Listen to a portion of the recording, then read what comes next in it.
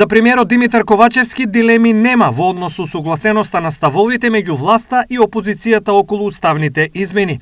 Ова доколку ВМРО ДПМН остане доследна на веќе еднаш кажаното, изјави Ковачевски. Сега останува ВМРО ДПМН да остане прво на ставот искажан и потоа да се седне на ниво на работни групи, ние веќе имаме формирано и тука да се договорат деталите, бидејќи знаете имаше различни модалитети кога би се направила владата, гласањето, меѓутоа мислам дека се тоа е надмидливо со цел да обезбедиме европска еднина на граѓаните, бидејќи граѓаните тоа го очекуваат и тоа го сакаат. Ковачевски признава дека партиите досега изгубиле 20 години и толку генерации млади луѓе собирајќи ситни политички поени, но и дека оваа стратегија треба да се промени. Долго време, 20 години, гледавме водење на политика за собирање на дневни политички поени и правење рейтинзи од избори до избори. И што добивме?